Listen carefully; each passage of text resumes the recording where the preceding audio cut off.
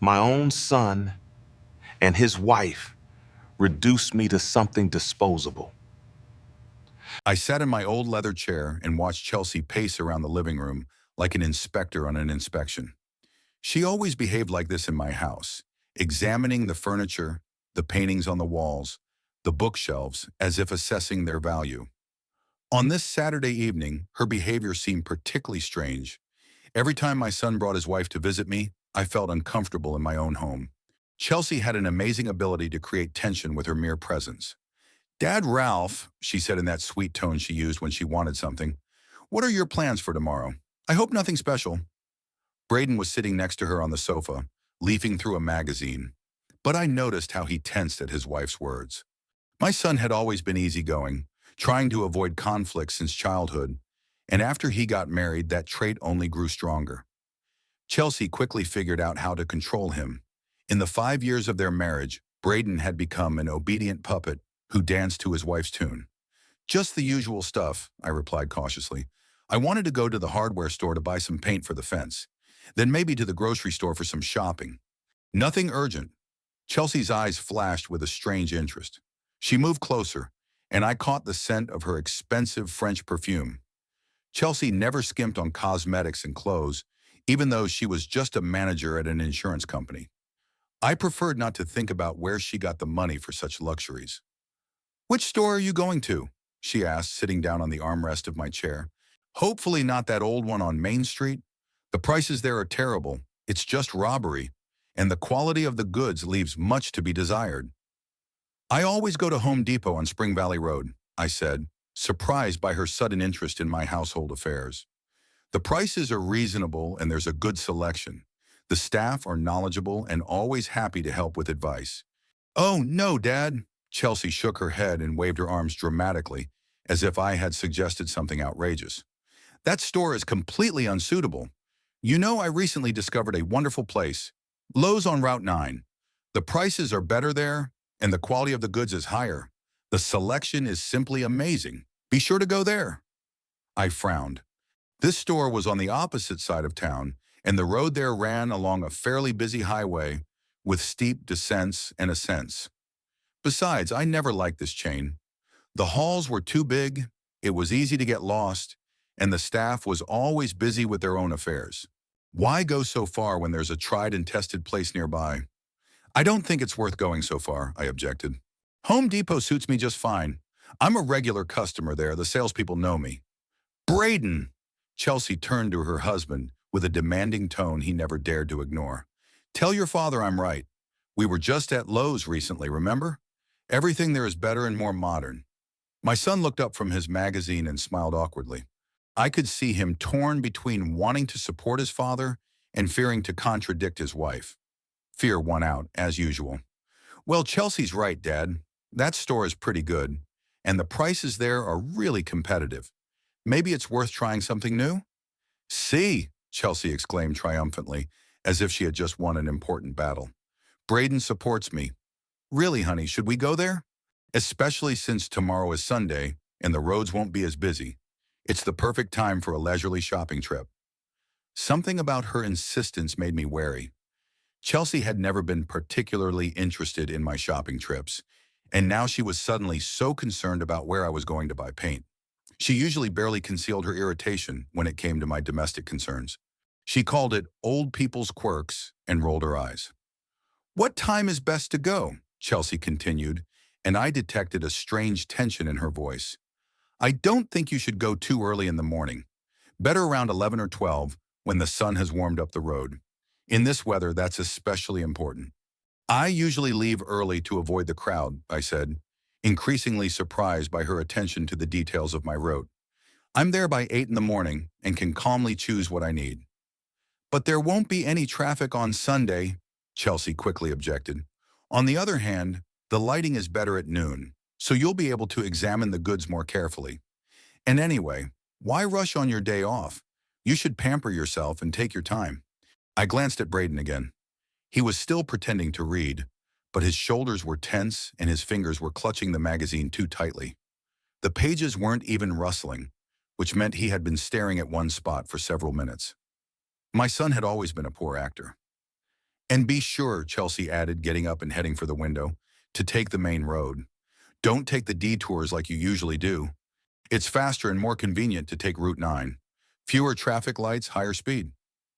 Okay, I finally agreed, deciding not to exacerbate the strange atmosphere. I'll go to Lowe's.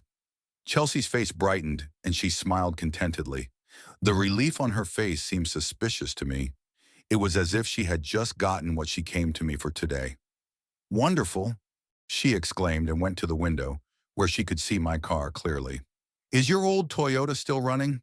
Isn't it time to think about replacing it? At your age, safety should be a priority. The car is only 10 years old, I replied with some irritation. It's in excellent condition. I have it inspected regularly, change the oil, and keep an eye on all the systems. Of course, Chelsea quickly agreed, but I detected a hint of insincerity in her voice.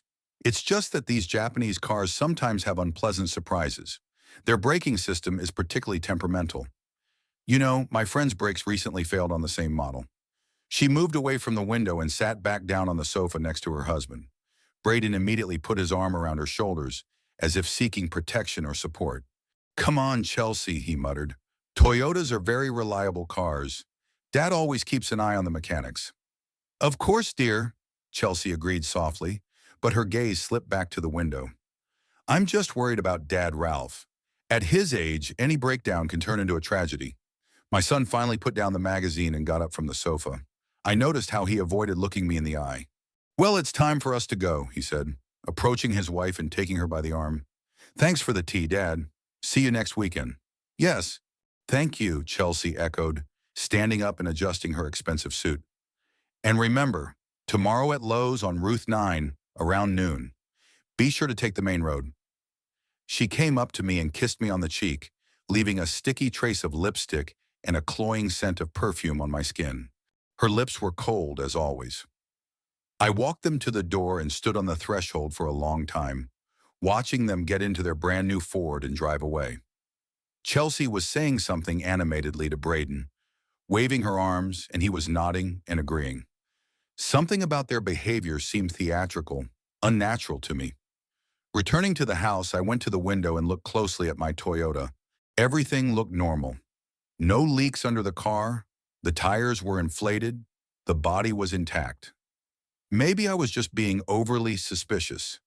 Maybe Chelsea really wanted to help me find a store with the best prices. Although in the 5 years I've known her, I've never seen her care about anyone's money but her own. I poured myself a whiskey and settled into an armchair, trying to figure out what exactly about today's visit seemed strange to me. Chelsea had always been calculating and selfish, but today there was a particular determination in her behavior. It was as if she had come not just to visit, but to accomplish a specific task. I closed my eyes and tried to remember all the details of our conversation. Her insistence on a specific store, departure time, and route. Her comment about the brakes, the way she stared at my car. It all added up to a disturbing picture, but I couldn't figure out what exactly was wrong. Tomorrow I was going to drive to an unfamiliar store along the route Chelsea had chosen. For some reason, this thought haunted me for the rest of the evening.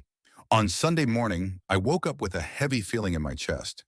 My sleep had been restless, full of vague, disturbing images that faded as soon as I tried to remember them. The bright October sun was shining outside the window, but even its rays couldn't dispel the strange premonition that had settled in me after yesterday's visit from my son and his wife. I ate breakfast slowly, reading the Sunday paper and sipping strong coffee. Usually this time of day brought me peace. The house was quiet, no one was rushing me, and I could calmly think about my plans for the day.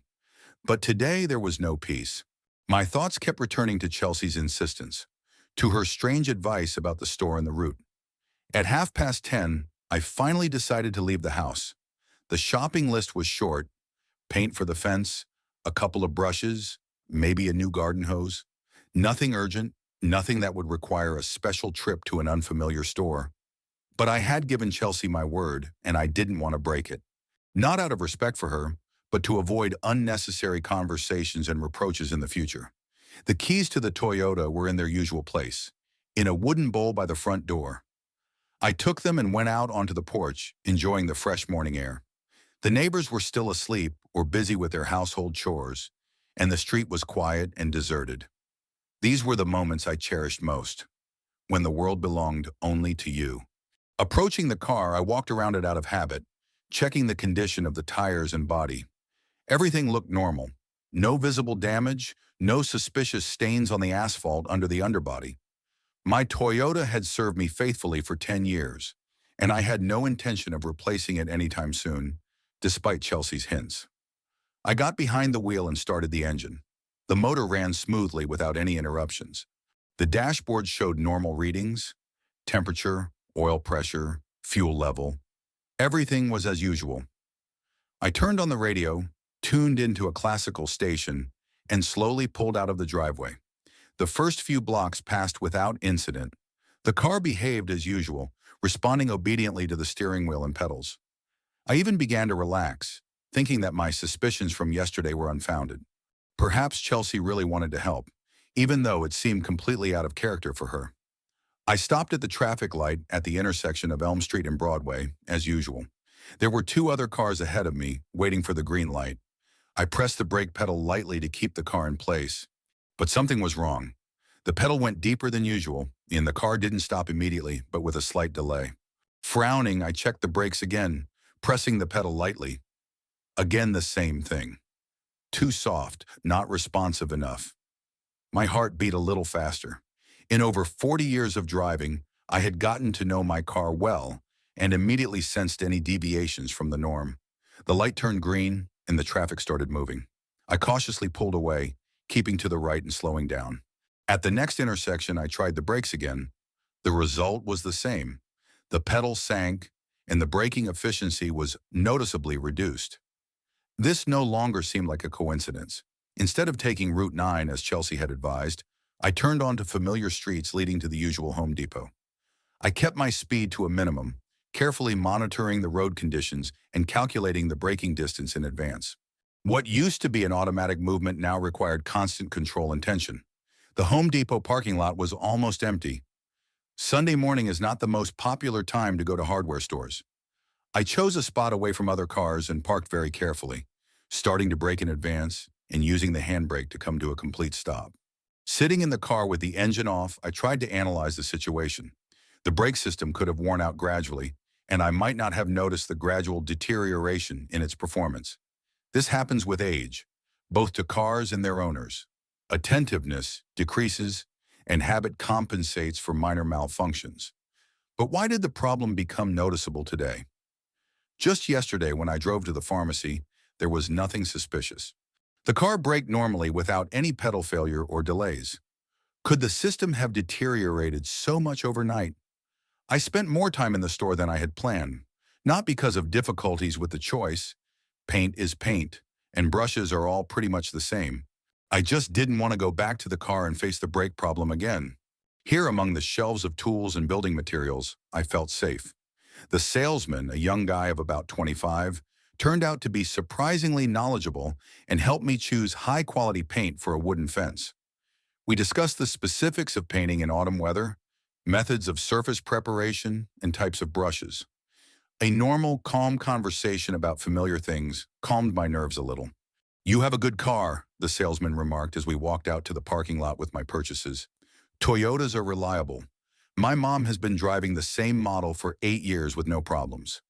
"Yes, it's a good car," I agreed, not wanting to discuss my doubts with a stranger. "The Japanese know how to make quality products." The return trip turned into a real test of nerves. I drove at no more than 40 kilometers per hour, carefully choosing a route through quiet streets where there was minimal traffic. At every intersection, I had to recalculate my braking distance, taking into account the increased stopping distance. The descent down Oak Street was particularly unpleasant, a fairly steep hill that I had negotiated hundreds of times without any problems. Today, however, I had to shift into a lower gear and use engine braking to keep from picking up speed. I only pressed the brake pedal when absolutely necessary, not trusting it completely. A young mother with a stroller was crossing the road in the wrong place, and I began to slow down in advance, even when she was just about to step off the sidewalk. Normally, this would have been a simple situation. A light press on the brake, and the car would obediently stop. But now I wasn't sure I could stop in time if something went wrong. Fortunately, the woman quickly crossed the road, and there was no conflict, but I was left with a bad feeling. I realized that I could no longer drive this car with peace of mind until I found out the cause of the brake problem. At home, I parked the Toyota in its usual spot and sat behind the wheel for a long time, not daring to get out. Various explanations for what was happening ran through my head. Worn brake pads, a brake fluid leak, air in the system, a malfunctioning master cylinder. Any of these problems could have developed gradually but become critical today. Or maybe it wasn't natural wear and tear. Maybe someone had deliberately tampered with the brake system. The thought came to me suddenly and seemed absurd. Why would anyone want to sabotage my car? I have no enemies, no conflicts with neighbors or acquaintances. But then I remembered yesterday's conversation with Chelsea and her strange comments about the brakes on Japanese cars. Was it really just a casual remark, or was there more to it? Did she know about the problem in advance? I got out of the car and walked around it again, this time looking more closely at the area under the front wheels. There were no visible leaks on the asphalt, but that didn't mean anything. Modern braking systems are complex and can be damaged without leaving obvious traces. Inside the house, I made myself a strong cup of tea and sat down in an armchair by the window, from where I had a good view of the car. I had to make a decision. Either deal with the problem myself or call in the experts. When I was younger, I knew a fair bit about cars, but modern systems have become too complex for an amateur. Tomorrow I'll go to Jim's auto repair shop. He's been working with Toyotas for 15 years and has always been an honest mechanic. If there is something serious wrong with the car, he will definitely find the cause. In the meantime, it's better not to take any chances and not drive anywhere. But the most alarming thing was not the condition of the car, but the memory of how insistently Chelsea advised me to take Route 9, a road with steep descents and ascents, where faulty brakes could be deadly. Monday began with heavy rain, which drummed on the roof of the house from early morning. I woke up early, around 6 in the morning, and lay in bed for a long time, listening to the monotonous sound of water running down the drain pipes. My sleep was restless. I dreamed of endless descents on mountain roads, in a car without brakes, screams, and the screech of metal.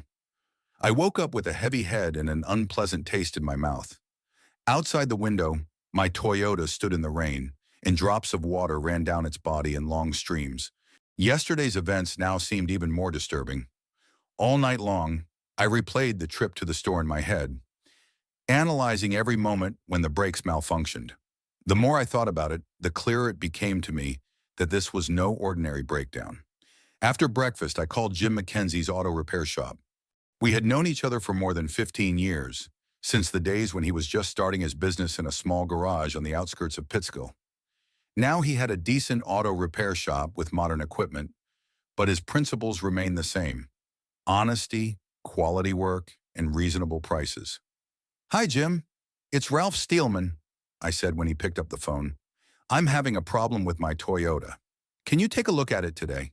"Sure, Ralph," replied the familiar hoarse voice. Jim had been smoking for 30 years, and it showed in his voice. "What's wrong with your bird? The brakes are acting weird. The pedal is sinking, and they're not as effective. I barely made it home from the store yesterday." "That's serious." Jim's tone became more formal. "Don't drive anywhere until we check it out. Can you bring it in tomorrow morning? I'll be free around 9. "I'll get there somehow," I promised. "I'll be there in an hour." The drive to the repair shop usually took 15 minutes, but today it took me almost half an hour. The rain intensified, visibility deteriorated, and my brake problems forced me to drive at walking speed. Every turn, every descent required special attention and calculation. At one intersection, a school bus stopped abruptly in front of me to let the children out. I started braking early, but the car slowed down more slowly than usual. I had to use the handbrake to finally come to a stop at a safe distance. The children ran out of the bus under their umbrellas and quickly scattered to their homes, ignoring the rain. Jim's auto repair shop was located in the industrial part of town, between spare parts warehouses and small manufacturing enterprises. The gray concrete building with large gates was not architecturally beautiful, but inside it was clean, bright, and professionally organized. Jim met me at the entrance, a short, stocky man in his 50s with a graying beard and intelligent gray eyes. His overalls were neatly buttoned, and his hands, despite years of working with cars, were surprisingly clean. "Well, old-timer," he said, shaking my hand, "show me your problem." We went into the work bay, where everything necessary for diagnosis had already been prepared. Jim started the car and pressed the brake pedal several times, listening to the sounds and assessing its performance. "Yes, I can feel the problem," he nodded. "The pedal is really soft. We need to lift the car and look at the system from below. It'll take about 40 minutes. While the Toyota was being lifted on the hoist, I settled into a small waiting room with worn leather chairs and an old TV. There were car magazines and newspapers on the table. I tried to read, but my thoughts kept returning to yesterday's conversation with Chelsea. Her insistence on a specific route now seemed suspicious. Route 9 is a long road with several steep descents where speeds are usually quite high. If the brakes failed completely there, the consequences could be catastrophic. Was it really just a coincidence? Half an hour later, Jim entered the waiting room with a serious expression on his face. He was holding some metal parts which he placed on the table in front of me. "Ralph," he said quietly, looking around to make sure no one could hear us, "I need to show you something. What I found is very strange." We walked over to the car, which was still hanging on the lift. Jim shone a bright light on the front wheels and showed me the brake mechanisms. "Look here," he said, pointing to the metal parts. "These are your brake pads. See these bolts? They were loose, not completely unscrewed, but loose enough that the pads were barely holding on." I leaned closer, trying to understand what exactly he was showing me. Even to a layman, it was obvious that the fasteners looked wrong. The bolts protruded more than they should have, and some of the threaded connections seemed loose. "Could this have happened on its own?" I asked, even though I already knew the answer. Jim shook his head. "No, Ralph. These bolts have been loosened deliberately, and it was done recently. I can see fresh tool marks on the edges. If it were natural wear and tear or loosening from vibration, the marks would be different." He picked up one of the removed parts and showed it to me. "See these scratches? They're from a wrench. Someone got under your car with tools and deliberately loosened the brake pads." The world around me seemed to freeze. I stood in the garage looking at the metal parts in the hands of an experienced mechanic, trying to comprehend what I had heard. Someone wanted my brakes to fail. Someone had planned my death. "Are you sure?" I asked hoarsely. "Maybe you're wrong." "Ralph, I've been working with cars for 25 years, Jim said seriously. "I've seen hundreds of breakdowns, wear and tear, factory defects. This isn't a breakdown, this is sabotage." He lowered the car from the lift and invited me into his office. The small room was filled with folders of documents and certificates and photographs of cars hung on the walls. Outside the window, the rain continued to fall. "Sit down," Jim said, pouring coffee from a thermos. "You need to think about who could have done this. Who has access to your car? Who knows where you park it?" I mechanically took the cup of coffee, but I couldn't drink it. My hands were shaking, my mouth was dry. "The car is in the driveway," I muttered. "I don't let anyone in on purpose, but the place isn't locked. Anyone could come up at night." "When was the last time you drove it and everything was fine?" Jim asked, taking out his notebook. "I drove to the pharmacy on Friday morning," I recalled. "The brakes worked perfectly. And on Saturday evening, my son and his wife came to visit me." I fell silent, realizing what I had just said. Jim looked at me intently. "So the sabotage happened between Friday and Sunday," he said. "Most likely on Saturday night or Sunday morning. Someone had plans for your Sunday trip." My thoughts were jumbled. Chelsea, her insistent advice about the route, the time, the specific store, her strange comments about the unreliability of Japanese brakes. None of it seemed like a coincidence anymore. "Jim, what if I had taken the road they advised me to take?" I began. "Which road?" He asked. "Route 9. There are some steep descents there." Jim's face became even more serious. "With that kind of malfunction on a steep descent, you would have lost control of the car completely. At high speed, that means only one thing: a serious accident, most likely fatal." The coffee in my cup was getting cold as I tried to digest the information. Someone in my circle wanted me dead. They wanted it to look like an accident, and that someone knew my plans and could influence my route. "What should I do?" I asked. "First, I'll put in new brake pads and check the entire brake system," Jim said. "The car will be safe. Second, you should think about going to the police. The police. Ralph, this is attempted murder. It may not have been successful, but legally that's what it is. I have photos of the loosened bolts, and I can provide a written report. I nodded, but inside I was gripped with fear. Not from physical danger. That was behind me. From the realization that someone close to me was capable of such a thing. From the realization that my quiet, measured life had turned into a detective story with attempted murders. How long will the repairs take? I asked. About 2 hours. I'll put you at the top of the list. Just keep in mind that until you find out who did this, they may try again. Maybe in a more sophisticated way. I waited in the customer room, but I couldn't concentrate on reading or watching TV. The same thoughts kept running through my head. Chelsea was the only one who knew about my plans for Sunday. She was the one who insisted on a specific route, and she was the one who mentioned problems with brakes in Japanese cars. But why would she do that? What would she gain from my death? Yes, she never loved me and treated me with poorly concealed contempt. But there's a huge gap between dislike and attempted murder. Or maybe it wasn't just her. Braden was also acting strangely that evening.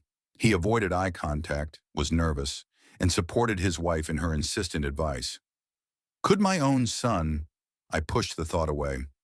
Braden may be weak-willed, henpecked, but he's not a murderer. Although people change, people are capable of actions that no one expects of them.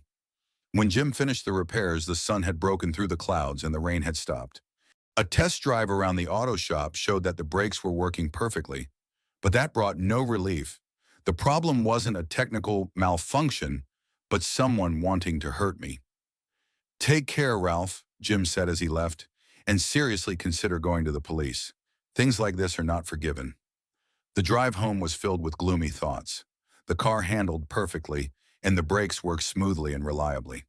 But I no longer felt safe, not even in my own car, not even on the familiar streets of my hometown.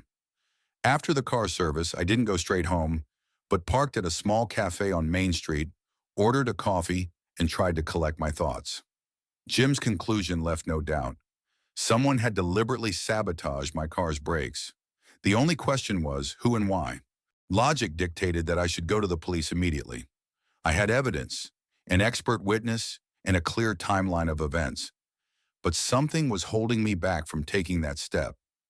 Maybe it was my unwillingness to believe the worst. Maybe it was the hope of finding another explanation for what had happened. I took out my phone and dialed Braden's number. After a few rings, he answered, and his voice sounded tense. "Hi, Dad. What's wrong?" "I need to talk to you," I said, trying to sound calm. "Can you give me half an hour? It's important." The pause on the other end of the line was longer than usual. "What is it?" Braden asked. "Can we talk on the phone?" "No, it's better to meet in person. I'm in town now. I can come over." "Okay," he agreed after another pause. "We're at home." Braden and Chelsea's house was in a new neighborhood in Pittsville, where dozens of identical two-story cottages had been built in recent years. All the houses looked like twins. Same facades, same windows, same tiny lawns in front of the entrance. The American dream on a mass scale. I parked across from their house and sat in the car for a while, watching the lit windows. The living room light was on, and I could see the silhouettes of people. A strange feeling came over me. For the first time in 5 years, I was afraid to enter my own son's house.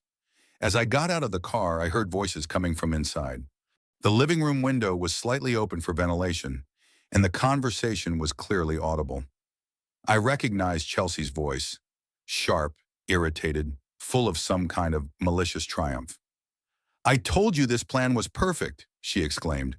"No one will suspect anything. It's just a normal car accident, the kind that happens hundreds of times every day." Braden's voice sounded uncertain, alarmed. "But Chelsea, what if—" "What if what?" his wife interrupted him. "Everything has been thought out down to the smallest detail. Loosened bolts, a steep descent, high speed. If your stupid father has a serious enough accident, our problem will disappear once and for all." I froze on the porch, unable to believe my ears. My heart was beating so loudly that I was afraid they would hear it through the wall. "But he could survive," Braden continued, and in his voice I heard not horror at what he had done, but concern about the failed plan. "What if he's only crippled?" "Then it will be even better," Chelsea replied coldly. A disabled person in a nursing home will be cheaper than maintaining this mansion. And you'll still get the inheritance. They talked about my death as if they were discussing the purchase of new furniture. Businesslike, calculating, without a shadow of doubt or remorse. I stood on my own son's porch and listened to them plan my murder. What if he suspects something? Braden asked. He called this morning, wanted to meet. His voice sounded strange. That old fool doesn't suspect a thing, Chelsea snorted contemptuously. The most he's capable of is complaining to a mechanic about a malfunction. But he won't be able to connect the sabotage to us. He has no evidence. She was wrong. I had evidence, and very convincing evidence at that. But now I had something even more important, a first-hand confession. You know what pisses me off the most? Chelsea continued, her voice becoming even more venomous. That house he lives in. 3 bedrooms, 2 bathrooms, half an acre of land. And we're stuck in this box, paying off a mortgage for 20 years. We'll get the house after he dies, Braden reminded her. Yes, but when? He's 73 years old and he's still healthy, driving his car, going shopping. He might live another 10 or 15 years. We have children to raise, we need money now. So it was about inheritance. The house I built with my own hands 30 years ago, the savings I had accumulated throughout my life. They didn't want to wait for natural death and decided to speed up the process. What if the police get involved? Braden asked. Start an investigation? What investigation? Chelsea laughed. A 73-year-old man crashed his car due to a technical malfunction. Statistics, dear. Nothing suspicious. She got up from the sofa and walked to the window. I barely had time to step back into the shadows so she wouldn't notice me. Besides, as she added, looking out the window, we have the perfect alibi. We were home all evening after visiting him, and the neighbors can confirm that. And who says the sabotage happened on Saturday? Maybe the bolts loosened gradually over several days. My son, my only child, sat in that same room and listened silently to plans for my murder. He didn't protest, he didn't object, he didn't try to dissuade his wife from her crazy idea. He was an accomplice. What if he didn't take the route you advised him to take? Braden asked. Then we'll try again, Chelsea replied indifferently. There are many ways. You can slip something into his food, you can arrange for him to fall down the stairs, I didn't listen to the rest. I quietly went down the porch steps and walked to the car. My legs were shaking, and my mouth was dry with fear. They didn't just want me dead. They were already taking concrete steps and planning new attempts. I got in the car and just sat there for a while, trying to process what I had heard. Chelsea was the main ideologist and organizer. That was obvious. She was the one who loosened the bolts on the brakes. She was the one who insisted on the dangerous route. But Braden wasn't just a passive observer. He knew about his wife's plans and supported them. My phone rang, and my son's name appeared on the screen. I stared at the ringing device for a long time, not daring to answer. Finally, I pressed the green button. Dad, where are you? Braden asked in a concerned voice. We're waiting for you. I changed my mind, I said hoarsely. Business can wait. But you said it was important. Yes, it was important, I agreed. But now it's no longer relevant. Take care of yourself, son. I hung up without waiting for a response. I had nothing more to say to the man who had planned my death. The drive home seemed endless. I drove slowly, mechanically, my thoughts jumbled and overlapping. The scariest thing wasn't that someone wanted to kill me. The scariest thing was that someone turned out to be my own son. All my life, I raised Braden, taught him to be honest and decent, was proud of his achievements, and rejoiced in his successes. I thought I had raised a good person, but I raised a traitor and a potential murderer. At home, I locked all the doors and drew the curtains. For the first time in many years, my own home did not feel like a safe haven. Now I knew that Chelsea and Braden had the keys I had given them for emergencies. Now those keys had become a threat. I poured myself a whiskey and sat down in an armchair, trying to decide what to do next. There were several options. I could go to the police and report an attempted murder. I had evidence from the mechanic and witness testimony. I had heard the confession with my own ears. But that would mean the end of my family. The arrest of my son and daughter-in-law, a trial, a public scandal. My grandchildren would be left without parents. I would become an old man who had put his own children in prison.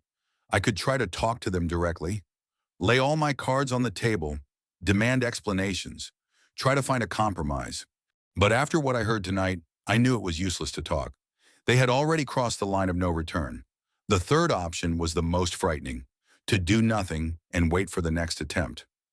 Chelsea made it clear that their first failure would not stop them. They would try again and again until they got what they wanted. That evening, I checked the locks several times, looked out the windows, and listened to the sounds on the street. Every rustle seemed suspicious, every shadow a potential threat. I realized that I could no longer live in constant fear. The decision was made by midnight. Tomorrow morning, I would go to the police station and tell the detective everything. Let the justice system decide how to punish those who had attempted to take my life, even if those people turned out to be my son and his wife. I spent the night awake. I lay in bed and stared at the ceiling, replaying the conversation I had overheard in my head. Every word Chelsea said sounded icy and clear, and every intonation of Braden's cut my heart. By morning, I had made my final decision. I wouldn't warn anyone, and I wouldn't go to the police yet. First, I wanted to look them in the eye and hear what they had to say in their defense. On Tuesday morning, I got up early, took a shower, shaved, and put on my best suit. If I was going to destroy a family, I had to do it with dignity. In the mirror, I saw a gray-haired man with tired eyes, but with a straight back and a determined expression on his face. I didn't bother making breakfast. I had no appetite. I just drank a cup of black coffee and went to my car. The Toyota started up as usual, and the brakes worked perfectly after Jim repaired them. The irony of the situation was bitter.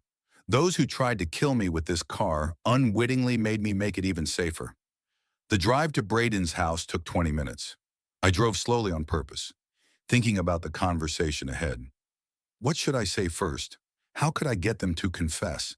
Should I lay all my cards on the table right away, or try to get them to tell the truth themselves? The neighborhood where my son and his wife lived looked especially peaceful in the morning hours. Young mothers were walking their children, elderly neighbors were watering their lawns, and somewhere in the distance a dog was barking. It was a typical American idyll, behind which lay betrayal and attempted murder. Their Ford was parked in the driveway, which meant they were both home. Perfect. I didn't want to have to make this visit twice. I parked right in front of the front door and sat in the car for a few minutes, gathering my courage. When I pressed the doorbell, I heard footsteps and muffled voices from inside. Chelsea was saying something quickly to Braden, but I couldn't make out the words. The son opened the door, his face expressing surprise and slight concern. "Dad? What's going on? You said yesterday that you'd changed your mind." "I've changed my mind again," I said, entering the house without invitation. "We need to have a serious talk." Chelsea was sitting in the living room at the breakfast table in a silk robe. Her hair was neatly styled, her makeup flawless even at this early hour. She always took care of her appearance, even at home, trying to look like a model from a magazine. "Dad, Ralph, what a pleasant surprise," she exclaimed with false joy. "Join us for breakfast. I just made pancakes." "I don't want breakfast," I replied sharply, remaining standing in the middle of the room. "And I don't want to pretend that everything is fine between us." The smile slowly faded from Chelsea's face. Braden shifted nervously from foot to foot and looked down at the floor. "What are you talking about, Dad?" he asked quietly. "I'm talking about going to the mechanic yesterday," I said, watching their reactions closely. "It turns out there was something very interesting going on with my brakes." Chelsea tensed up but tried to remain calm. "So what did the mechanic find?" she asked with feigned interest. "A serious problem?" "You bet," I nodded. The brake pads had been deliberately loosened. Someone had sabotaged my car. There was a moment of silence. Braden turned pale as a sheet, while Chelsea, on the contrary, blushed slightly from the tension. "My God," she muttered, feigning horror. "That's terrible. Who could have done such a thing? Maybe some hooligans? Or one of your neighbors with whom you have a conflict?" "I don't have any conflicts with my neighbors," I said coldly, "but I do have a conflict with people who think I've been around too long." "Dad, what are you talking about?" Braden tried to sound indignant, but his voice trembled. "What conflict?" "The same conflict you were talking about last night in this room," I said, pointing to the sofa. "The one about a stupid father, a serious accident, and solving all problems." The effect was immediate. Chelsea jumped up from the table, knocking over her coffee cup. The brown liquid spread across the white tablecloth, but no one paid any attention to it.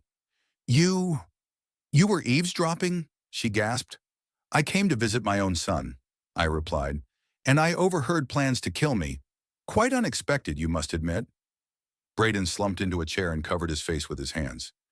Dad, it's not what you think. Then explain to me what it is, I demanded. Explain why your wife knew in advance about the problems with my brakes. Explain why she insisted on a specific route through Route 9. Chelsea quickly recovered from the shock and went on the offensive. This is some kind of terrible mistake, she exclaimed. You misunderstood our conversation. We were talking about something completely different. What exactly? I asked. What accident would solve your problem? We, we were discussing a movie. Chelsea lied quickly. A detective show on TV. There was a similar scene with a car accident. I laughed, and the laughter sounded ominous even to me. A movie? Seriously? And in this movie, the heroine called someone's father a stupid old man? I didn't call anyone stupid, Chelsea protested, but the blush on her cheeks betrayed her lie. It's all a misunderstanding. Then tell me, I continued, moving closer, how did you know that Japanese cars have brake problems? Where did you get your knowledge of cars? Chelsea faltered, trying to find an answer. Braden was still sitting with his face in his hands, not participating in the conversation. I read about it on the internet, she muttered.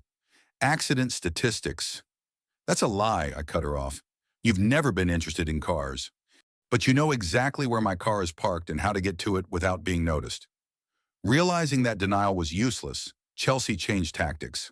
Her face contorted with anger, and her voice became sharp and unpleasant. So what? She shouted. Yes, it was us. And you know what? I don't feel sorry at all. You're a selfish old man who clings to life and doesn't think about young people. Braden looked up at his wife in horror. Chelsea, shut up. No, I won't, she continued, getting more and more worked up. Stop pretending. We live in this box, pay off loans, save on everything, and he sits in his mansion and enjoys life. We have children growing up. They need education, clothes, toys.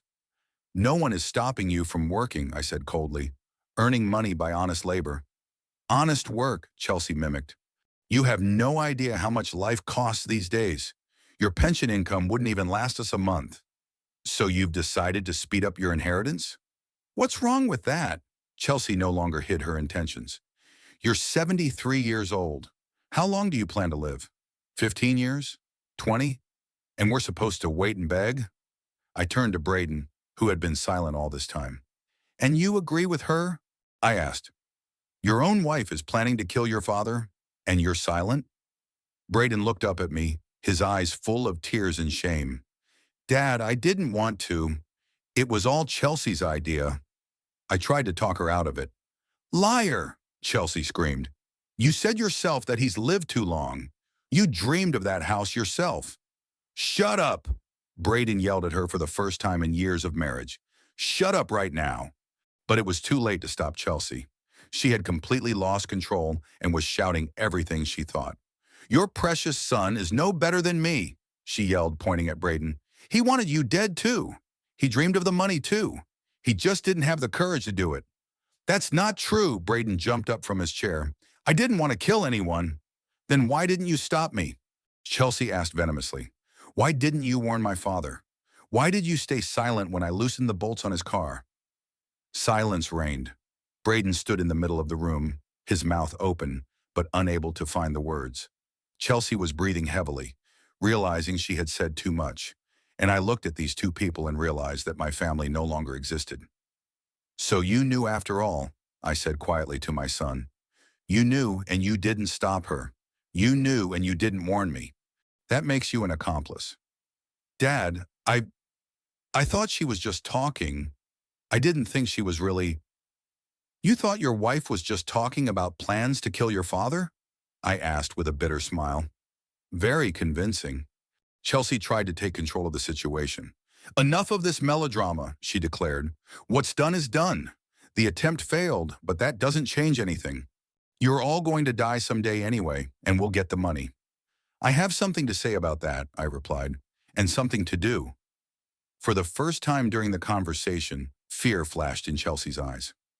What do you mean? I mean that attempted murder is a criminal offense, I said, and I have all the evidence. The mechanic's report, witness statements, your own confession. Braden turned even paler. Dad, you're not going to the police, are you? He whispered. Think of the children. Your grandchildren. I have thought of my grandchildren, I replied, and that's exactly why I don't want them to grow up with murderous parents. I turned and headed for the door. Behind me, Chelsea's voice rang out, full of menace. If you go to the police, you'll regret it. We'll find a way to get revenge. I stopped at the door and turned around. Are you threatening me? After trying to kill me, now you're threatening me? I shook my head. You're signing your own death warrant. Leaving the house, I got into my car and sat there for a long time, holding the steering wheel with trembling hands. It was all over. My family was destroyed.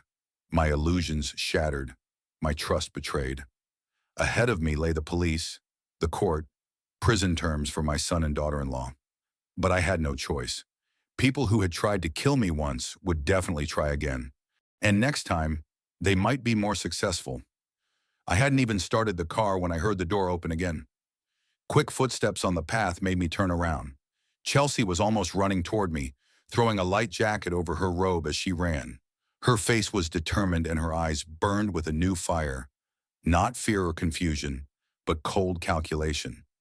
Dad, Ralph, wait, she shouted, running up to the car. We need to talk calmly, without emotion. I rolled down the window but didn't turn off the engine.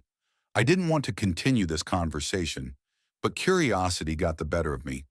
What else could she say after everything that had happened? Speak quickly, I said coldly. I have things to do in town. Chelsea leaned her hands on the car door and leaned closer. Her face was now very close, and I could see every wrinkle around her eyes, every line of tension around her mouth. Listen, she began in a confidential tone. I understand that you're upset. Yes, Braden and I discussed hypothetical scenarios, but that doesn't mean we were actually going to hurt you. Hypothetical scenarios? I repeated with a smirk. Were the loose bolts on my brakes hypothetical too? Okay, Chelsea quickly agreed, realizing that denial was useless. Maybe I did something rash, but nothing terrible happened. You're alive, you're healthy, the car's repaired. Let's forget about this incident and move on as a family. Forget attempted murder? I shook my head. I'm afraid that's impossible. Chelsea straightened up and took a step back. When she spoke again, her voice sounded different, harsher, more confident. So you really are going to go to the police? She asked. Report your own son and his wife?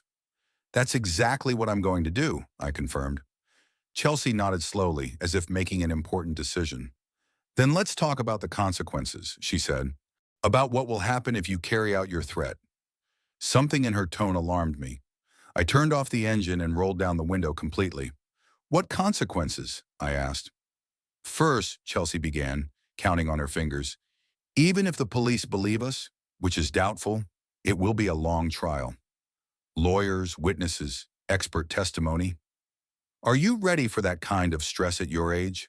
I am, I replied curtly. Second, she continued, ignoring my answer, even if we are found guilty, which is also questionable, the maximum punishment will be probation. First offense, mitigating circumstances, family with small children. Perhaps, I agreed, but that won't be my problem. And thirdly, Chelsea's voice became openly threatening, think about what you will lose forever. What exactly? I asked, although I already guessed what she was getting at. Your grandchildren, Chelsea said clearly. Little Emma and Jacob. You'll never see them again. The blow was precise and painful. Emma and Jacob, a 5-year-old girl and a 7-year-old boy, were the only bright spot in my relationship with my son's family. I adored them, spoiled them with gifts, read them stories, played their silly games. They called me Grandpa Ralph and always looked forward to my visits. You wouldn't dare, I said, but my voice sounded uncertain. I will, Chelsea confirmed coldly. What's more, I will do it. The moment you file a report with the police, the children and I will disappear. I have a sister in California and friends in Texas. America is a big country, and it will be impossible to find us. She paused, giving me time to comprehend the threat, then continued. Imagine sitting in your empty house, knowing that your grandchildren are far away, growing up without their grandfather, forgetting you. And when they grow up, I'll tell them what an evil grandfather they have, who put their father in prison. Every word hit its mark. Chelsea knew that children were my most vulnerable spot, the only weakness that could be used against me. Besides, she added, think about your reputation. It's a small town where everyone knows each other. An old man who put his own family in prison. Neighbors will point fingers at you. Friends will turn away. I was silent, trying to digest what I had heard. Chelsea saw my hesitation and continued her attack. Most importantly, she said, leaning even closer, think about Braden. Yes, he's not the perfect son, but he's your flesh and blood, your only child. Are you willing to destroy his life because of one mistake? At that moment, Braden himself came out of the house. He walked slowly, his head bowed, like a man walking to his execution. Approaching the car, he stood next to his wife and looked at me with the eyes of a hunted animal. Dad, he said quietly, I know I did the wrong thing. I know I should have stopped Chelsea. But please think about the children. They're not to blame for anything. The children aren't to blame, I agreed, but their parents are very much to blame. I'm willing to do anything to make up for my mistakes, Braden continued. I'm willing to work harder, earn more money, prove that I deserve forgiveness. But please don't destroy our family. Chelsea put her hand on her husband's shoulder in a gesture of support, but I saw her fingers tighten slightly, a reminder that he had to say the right words.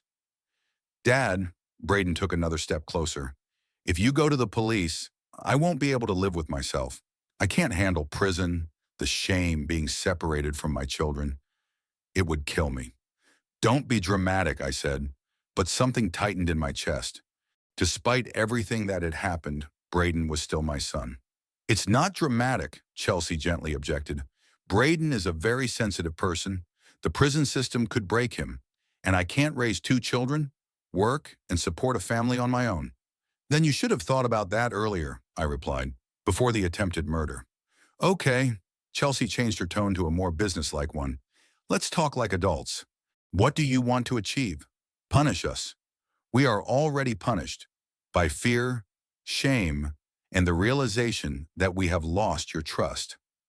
I want to be sure that you will never try to hurt me again, I said honestly. I guarantee it, Chelsea said quickly. I swear on my children's lives that I will never raise my hand to you again. Your promises are worthless, I objected. You've already proven that you're capable of lying and betrayal.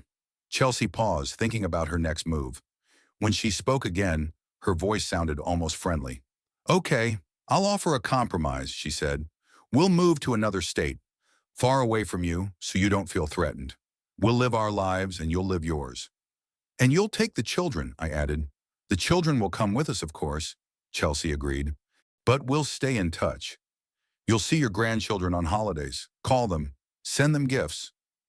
Braden nodded in support of his wife's proposal. It's a reasonable decision, Dad, he said. Everyone will stay alive and well. The children will grow up in a complete family, and you can live peacefully without fearing for your safety. The offer sounded tempting, but I understood that it was just another form of blackmail. They were offering me a choice between prison for them and voluntary exile with the possibility of seeing my grandchildren occasionally. What if I refuse, I asked. Then we'll disappear anyway, Chelsea said firmly, but forever, and the children will never know that they had a grandfather who loved them. She paused, then added, think logically. What will a prison sentence for us give you? The satisfaction of revenge? But you will lose your family forever. This way, at least there is hope for a future relationship. Braden spoke again. Dad, I know I let you down. I know I deserve punishment, but give us a chance to make amends. Give us a chance to be better people. I sat in the car and looked at these two people, my son and his wife, who a few hours ago had been plotting my death, and now were begging for leniency. Chelsea's maternal instinct to protect her family at all costs fought with her calculated cruelty. Braden's weakness and dependence mixed with sincere remorse. I need time to think, I finally said. Of course, Chelsea agreed. But remember, every day of delay brings us closer to the point of no return. Sooner or later, you'll have to make a choice. I started the car and slowly drove away from the house. In the rearview mirror, I saw Chelsea and Braden standing on the driveway, watching me drive away. They had won this round, making me doubt the correctness of my intentions. But the game wasn't over yet. I still had time to find a third option, one that would punish the guilty and protect the innocent children at the same time. Perhaps such an option existed. Perhaps I would find it. At home, I sat in a chair by the window for a long time, thinking about Chelsea's proposal. The compromise she offered was tempting only at first glance. In essence, it was a demand to forget about justice in exchange for the opportunity to see my grandchildren from time to time. It was pure blackmail. But the more I thought about what had happened, the clearer it became to me that I needed more information. Chelsea was capable of attempted murder. But where did an insurance manager get the knowledge to sabotage a car? Where did her confidence in her impunity come from? Maybe this wasn't her first attempt to hurt someone? By evening, I had made up my mind. If Chelsea decided to play by her own rules, then I should learn the rules of her game. And for that, I needed a professional. The next morning, I drove to downtown Pitskill to an office building next to the city hall. On the third floor was a small agency called Discreet Investigations, which I found in the phone book. The name sounded impressive, but the office was modest. 2 small rooms, simple furniture, and an elderly secretary who offered me coffee and asked me to wait. Private investigator Robert Harris met me 15 minutes later. He was a man of about 55, short and stocky, with attentive gray eyes and a firm handshake. He was dressed in a simple dark suit, his face showing neither a smile nor a frown. Professional neutrality. "Have a seat, Mr. Stileman," he said, pointing to a chair across from his desk. "My secretary said you have a delicate family matter." "You could say that," I agreed, settling into the chair. "Although it's more of a criminal matter." Harris raised an eyebrow but said nothing, giving me the opportunity to explain the situation myself. For the next half hour, I told him everything, from Chelsea and Braden's strange visit to the sabotage of the brakes in the overheard conversation. The detective listened attentively, occasionally making notes in his notebook, but without interrupting. "I see," he said when I finished. "This is quite a serious situation. Do you have any evidence of sabotage?" "I have the mechanics report and photos of the loosened bolts," I replied. "That's good. Are there any witnesses to the overheard conversation?" "Only myself." Harris nodded and put down his pen. "Mr. Steelman, to be honest, this is a difficult case, but not a hopeless one. The problem is that a good lawyer can present sabotage as childish mischief or an act of desperation, and the overheard conversation as misunderstood words. So they won't be imprisoned?" I asked. "They could be, but not for long. Probation or a minimum sentence, especially if your sister-in-law has a clean record." "What if her record isn't so clean?" I asked. The detective's eyes lit up with professional interest. "Then everything changes dramatically. If it turns out that she has a criminal past, especially one involving fraud or violence, it will greatly strengthen the prosecution's case." "Can you check?" "Of course, but it will cost money and time. A full background check, including other states and possible aliases, will cost $2,000 and take a week." "Money is not a problem," I said. "Neither is time. But I need guarantees of confidentiality." "Of course. All our investigations are strictly confidential." Harris took a contract out of his desk and began filling it in with details. "I'll need everything you know about your sister-in-law. Full name, maiden name, date of birth, previous places of employment and residence." I gave him all the information I had. "Chelsea Ann Morgan, née Patterson, 29 years old, has been working for Allstate Insurance for 3 years. Before her marriage, she lived in Boston, attended a local college, and worked for several companies." "A fairly standard biography," Harris remarked as he wrote down the details. "But it's precisely these kinds of biographies that often prove to be the most interesting when examined in detail." We discussed the details of the investigation, signed a contract, and I made an advance payment. The detective promised to contact me in a week with preliminary results and to prepare a final report in 10 days. Leaving the office, I felt a mixture of hope and anxiety. On the one hand, the possibility of finding compromising information about Chelsea gave me a chance to see her punished fairly. On the other hand, time was working against me. Every day of delay increased the risk that they would actually disappear with the children. The next few days passed in agonizing anticipation. I tried to lead a normal life. I went to the store, read, worked in the garden, watched TV. But it was difficult to concentrate. My thoughts kept returning to Chelsea and Braden, to their threats and blackmail. Braden called twice, asking how I was feeling and hinting at the need to make a decision.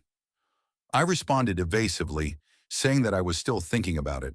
I could hear the growing anxiety in his voice. Chelsea came by once, supposedly to pick up a toy that Emma had forgotten during her last visit. Of course, she wasn't looking for any toy. She just wanted to see me, assess my condition, and understand how close I was to making a decision. "How are you, Papa Ralph?" she asked with feigned concern. "You look a little tired." "Things are going well," I replied neutrally. "Age is taking its toll." Of course, of course. Stress is especially dangerous at your age. I hope you're not tormenting yourself with unnecessary worries." "I try not to think too much," I said, looking her in the eye. "About bad things." Chelsea nodded, but I could see that my answer didn't satisfy her. She was hoping for a more definite reaction. "You know," she said, heading for the exit, "time heals all wounds. The main thing is not to make rash decisions under the influence of emotions." "I'll keep that in mind," I promised. When she left, I realized that the pressure was mounting. They wouldn't wait forever. Sooner or later, they would get tired of the uncertainty and might actually disappear. Detective Harris called on Friday evening, exactly 1 week after our meeting. "Mr. Steelman, I have something interesting for you," he said. "Can you come in tomorrow morning?" "Very interesting?" I asked. "Interesting enough to radically change your situation." On Saturday morning, I was one of the first to arrive at the detective's office. Harris greeted me with a thick folder in his hands and a satisfied expression on his face. "Have a seat, Mr. Steelman," he said. "Your daughter-in-law has a very rich biography." He opened the folder and took out several documents.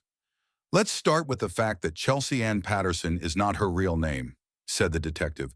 "Her real name is Sharon Lake Bradshaw. She changed her documents 7 years ago through the Massachusetts State Court, citing a desire to break with her past." "What past?" I asked, feeling my heartbeat quicken. "A very dark one," Harris replied. At 21, she was arrested for credit card fraud. She received a suspended sentence. At 23, she was arrested for burglary. 2 years in prison, released on parole for good behavior. He turned the page. At 24, she married an elderly businessman, Frank Thompson. A year later, he died under strange circumstances, a heart attack while on a fishing trip. The police suspected poisoning, but couldn't prove anything. I felt a chill run down my spine. Did she kill him?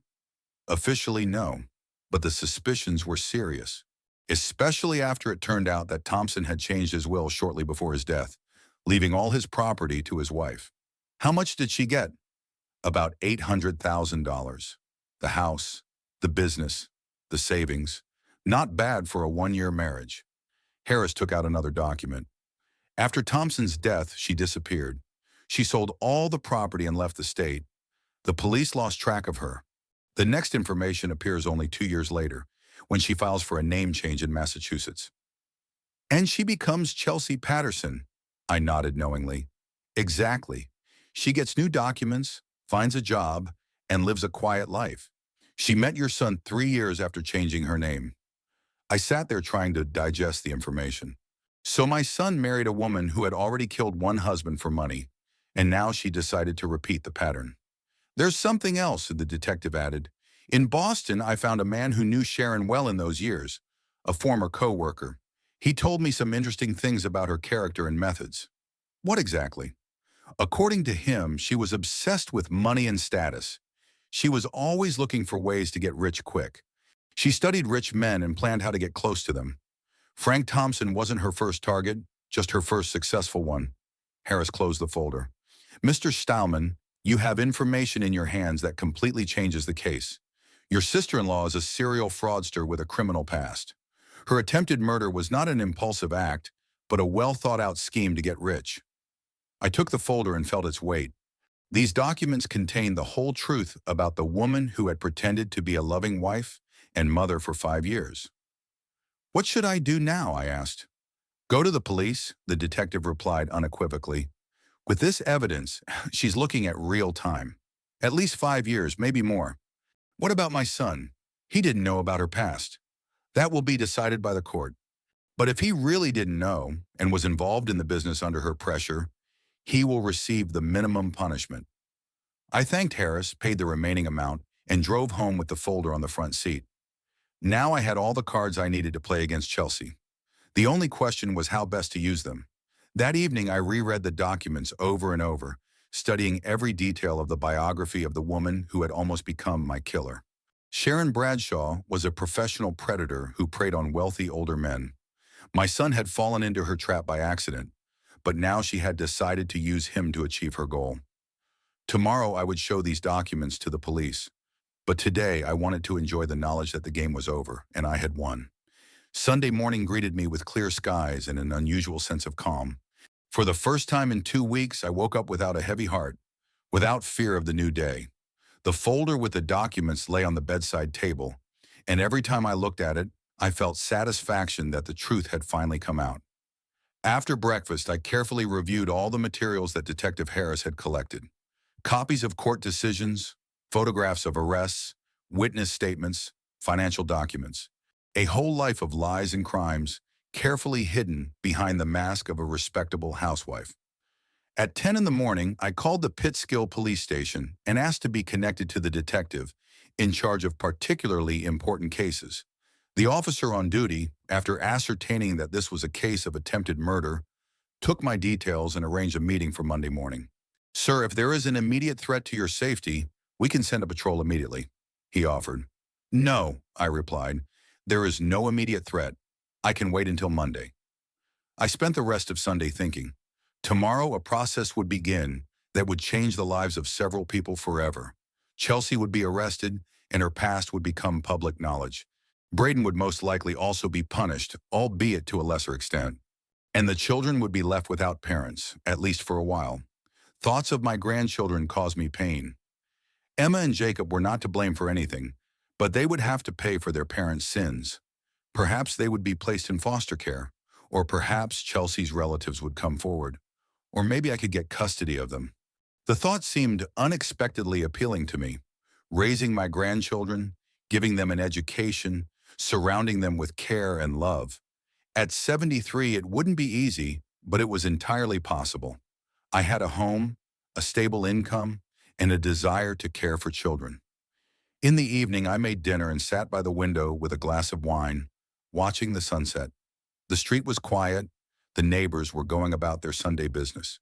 It was a typical American idyll that could have gone on forever if it weren't for the greed and cruelty of one woman. On Monday morning, I was at the police station at 9 o'clock sharp. Detective Michael Rodriguez, a man in his 40s with attentive brown eyes and a professional demeanor, listened to my story with growing interest. "These are quite serious allegations, Mr. Stileman," he said when I finished. "Attempted murder is no joke. I hope you have evidence?" We spent the next hour going over the documents.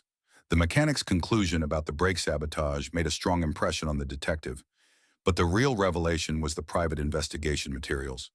"Unbelievable," Rodriguez muttered as he studied Sharon Bradshaw's biography. "A professional con artist, a possible murderer, and she lived among us for 5 years under a false name." "What happens now?" I asked. "First, we'll verify the authenticity of these documents," the detective replied. "If everything is confirmed, and I have no doubt that it will be, we will issue an arrest warrant. In such cases, we act quickly." "What about my son?" "We will question him too. If he really didn't know about his wife's past and participated in the crime under duress, he may get off with a suspended sentence or community service." Rodriguez promised to contact me as soon as they were ready to make the arrest. I gave my statement on the record, signed the necessary documents, and went home to wait for developments. The call came on Wednesday evening. "Mr. Steelman, this is Detective Rodriguez," said a familiar voice. "We're making the arrest tomorrow morning. I want to warn you that you may be called as a witness if the case goes to trial." "I'm ready," I replied. "What about the children?" "Social services will take care of the children. They will be placed with a foster family temporarily until the issue of permanent custody is resolved." I hardly slept that night. I lay in bed imagining police cars pulling up to Braden's house tomorrow morning, Chelsea being led away in handcuffs, the children crying, not understanding what was happening. On Thursday morning, I turned on the local news, but there was no mention of the arrest yet. It wasn't until lunchtime that the radio broadcast a brief summary. A woman has been arrested in Pitskill on charges of attempted murder and fraud. Her husband has also been detained as a possible accomplice. The first call from Braden came on Friday evening. He was calling from the police station, where he had been questioned for 2 days. "Dad," my son's voice sounded broken and tired. "What have you done?" "I defended myself against murderers," I replied calmly. "Nothing more." "You've destroyed our family," Braden exclaimed. "The children are in a strange house, Chelsea is in jail, and I'm under investigation." "Your wife destroyed the family when she decided to kill me," I replied, "and you helped her do it." "I didn't know about her past. I didn't know she was capable of such a thing."